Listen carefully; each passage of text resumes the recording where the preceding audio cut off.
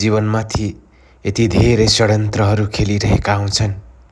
आखिर भुन्टीले आफ्नो श्रीमानलाई माया गर्नु कुन गल्ती गरेकी थिइन् त र किन यति ठुलो सजाय दिइरहेका छन् त?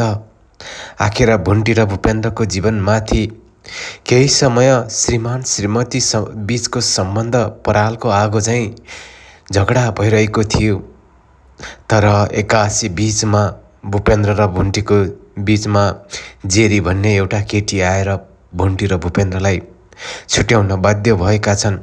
आखिर भुन्टीको जेठाजु भुवन आफ्नो बहिनी भूमिकाको बिहेको लागि गाउँ गएको मौका छोपी श्रेया र जेरी मिलेर भुन्टीलाई घरबाट समेत गलत्याएर निकाल्न कोसिस गरिरहेका थिए र भुन्टीले समेत ती दुईजनालाई घरबाट गलत्याएर निकालेका थिए। तर भुन्टीले धेरै कुराहरू मनमा सोचिन्। आखिर मैले माया गरेको भन्दा धेरै माया गर्ने मेरो श्रीमान भूपेन्द्रले पाउनु भएको छ र उहाँको ती केटीहरूको माया पायो भने, उहाँनीको हुनुभयो भने म दुःख कष्ट र मेरो जीवनै म त्यागिदिन्छु भनेर भुन्टीले बाचा गरेकी थिइन्। आज त्यो बाचा पुरा गर्न आफूले घर छोडेर हिँडिरहेकी छिन्। भूपेन्द्रले, भुन्टु तिमी यसो नगर न, तिमी बिना म बाँच्न सक्दिनँ, अब तिम्रै सहारामा म बाँच्न चाहन्छु, तिमीले मलाई छोडेर नजाऊ भनेर भूपेन्द्रले बिन्ती बिसाइरहेका हुन्छन्। तर अब म यहाँ तपाईलाई मभन्दा धेरै माया दिने मान्छे घरमा भित्रिसकेकी छिन्, त्यसैले अब म तपाईसँग म धेरै टाढा हुन चाहन्छु बुढा।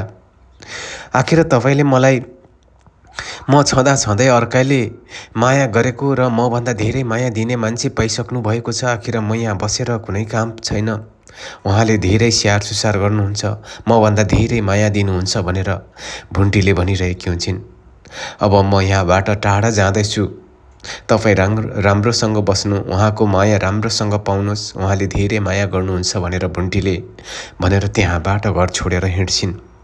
आखिर ती भुन्टीले धेरै मनमा कुराहरू खेलाइन्, सोचिन् र मैले यो जेठानी दिदीहरूलाई घरबाट गलत्याएर निकालेँ भने फेरि जेठाजु मसँग नराम्रो फेरि सोच्नुहुन्छ, मसँग नराम्रो बन्नुहुन्छ भनेर भुन्टीले धेरै कुराहरू सोचेर बल्ल घर छोडेकी छिन्। र घर छोडेर जाँदा समेत भुन्टीले कुनै पनि सुख पाएकी छैन। उता आफ्नो माइतीको दाजु भाउजूहरू समेत रिसाएका छन्। ती पापी अपराधीलाई माया गर्यो भनेर भुन्टीलाई बोलाउन समेत छोडेका थिए। आखिर भुन्टी बाटोमा छटपटेर हिँडिरहेकी हुन्छन्। उता जेरीले भने खोजिरहेकी हुन्छन् डिभोर्स पत्रमा साइन गर्नको लागि भुन्टीलाई। अति षड्यन्त्रपूर्वक भुन्टीलाई घरबाट निकालेपछि भुन्टी पनि त्यहाँबाट छटपटिँदै आफ्नो दाजु भाउजूहरूसँग जाउँ भने पनि दाजु भाउजूहरू मसँग रिसाउनु भएको छ भन्दै भुन्टी बाटोमा सकि नसकी हिँडिरहेकी हुन्छन्। उता दाजु पनि आफ्नो भारी बोकिरहेको अवस्थामा फोन आइरहेको हुन्छ।